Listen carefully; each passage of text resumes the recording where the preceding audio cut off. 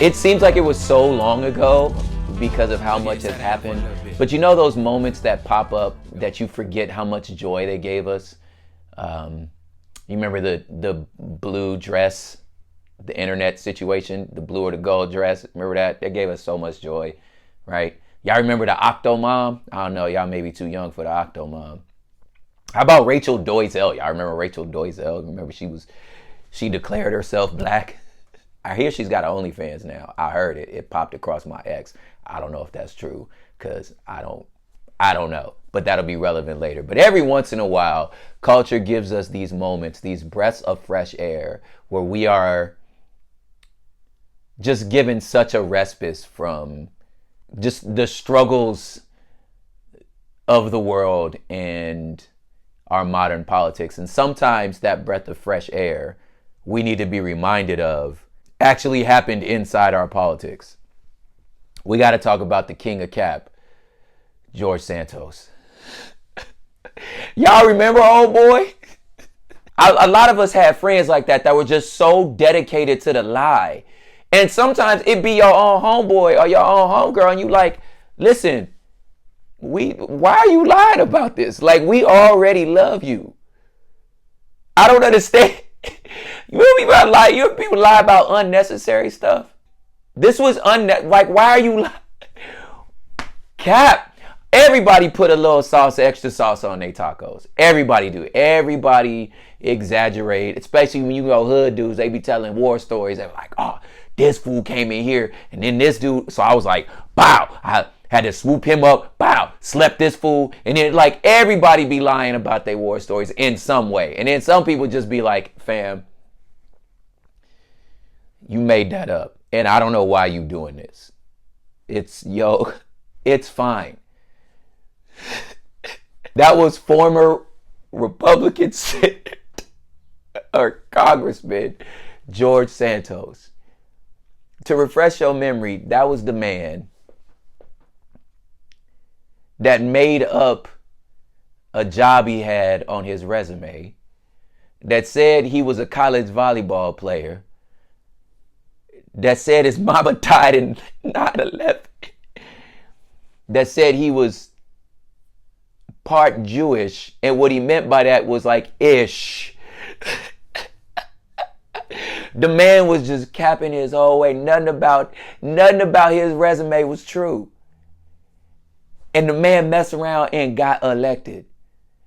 The man owed thousands of dollars in Argentina, no less. No, Brazil. In Brazil, the man owed money at other places he wanted for fraud. Like, brother was just the king of cap. Just capping all the way. And why I call him Mr. Boombastic is because he reminds me of Shaggy.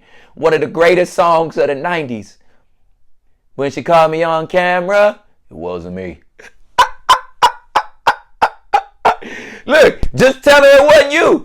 Listen, y'all might be too young, or maybe I don't know who watching this now, but once upon a time, R. Kelly was the greatest songwriter of all times and the biggest star. And there was a tape that came out because he was recording his sexual escapades, and one of which we would lovingly call the pee-pee tape. And you understand what I mean by pee-pee. The man was like, that's not me on the tape. It wasn't me. So George, after a few journalists was like, yo, this is super sus. Like, everything you saying is sus. Was like, well, let's dig into a little bit of the things that he's saying. And it turned out absolutely nothing in his backstory was true. Right? And he was dedicated to the lie. See, listen, let this be a lesson to all y'all little hustlers out there. You have to commit to the lie. Like, if you don't commit to it, you have to be your little sister, your little brother who got crumbs all over their face, chocolate all over their fingers, looking your mama dead in the face and being like, no, I didn't take nothing. I didn't touch the cake. Mom, but look it. But look it, mom. No, listen. You have to commit to the lie. And then when the Senate oversight committee was finally like, okay, listen, bro, we got to expel you, man. You got to go. He became the sixth person in history to get removed after being elected to the Congress, which is, after these many years, quite a feat, because the first three that got removed were joined the Confederates. Like, that's why they had to go. The other two were convicted of felonies. So that's how serious this mug was like, bruh, look, fam, I don't know what to tell you, homie. You gotta go. The reason I bring him up was you have to replace his seat. Now, why this needs to be a hood politics episode? One, because it's just funny. And this is some really, really, really ratchet stuff, right? And I think all of us, again, know people who are so committed to the hustle that there's nothing you can say. So after he gets removed, his response is, oh, so what's the problem when I lie?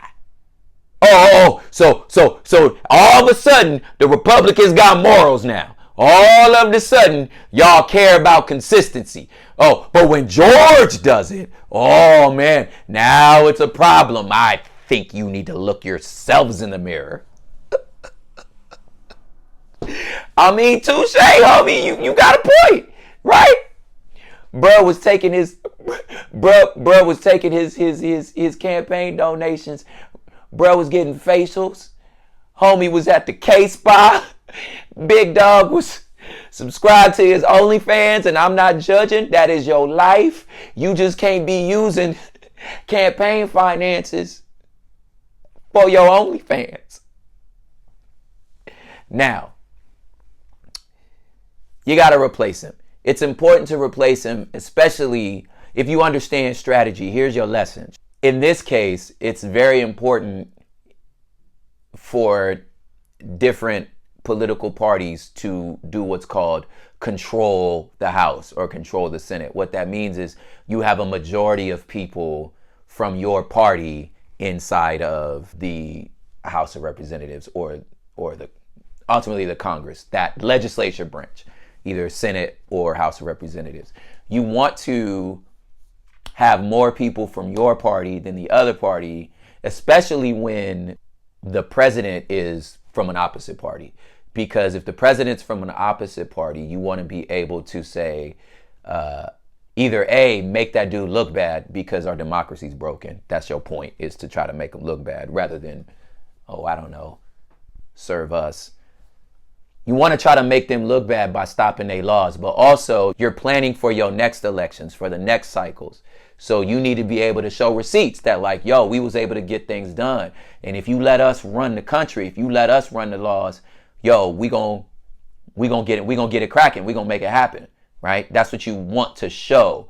And the only way to do that is you have to have more of y'all than of them, because again, our democracy's broken. We don't argue over the merits of a law or a bill. Well, we do for the camera, but that's not really what's going on. We just trying to get points, right? And you're setting up for your next election. You want to be able to prove that y'all got the juice, and that when we run the country runs the best. The problem is right now, if you are paying attention to the country, nobody got their stuff together. And at this point, the Republicans had a one-person majority, and that one person just happened to be Shaggy. It wasn't me. So that's part of why they were so pressed to keep the dude, right? Because what are we going to do if we lose the majority? And we obviously look super dysfunctional. Like you running through these people. You remember McCarthy? That man was there for a week. You running through leadership, right? And Lord Vader himself, Mitch McConnell, say he done. So like, and clearly Trump bully y'all.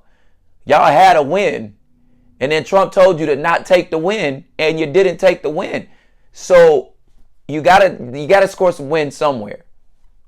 They need to make sure that they keep this seat. So they had a new election in Long Island, which one would think would still be a shoo-in because the people chose the boy because they liked the talkie talking and he checked all of the DEI boxes. Turns out he was a hustler, but he still checked all the DEI boxes.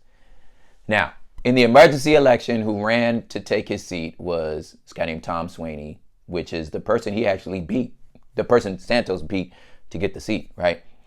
But he was running as a Democrat. But it was like Democrat light because, again, you still want to win, right?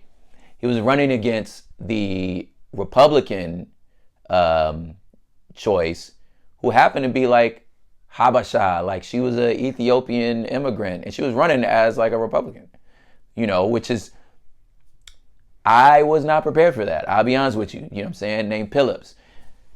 A lot of their policies are pretty similar. I go through in depth some of the policy stuff on the Hood Politics for Earholes. But guess what happened? Seat went Democrat. The people went back to what they knew. They went back to what's familiar. A lot of times when there's times of turmoil, you find personally and politically, people go back to what they know, right? Because it's a crazy that you understand rather than a crazy you've never seen before. But either way,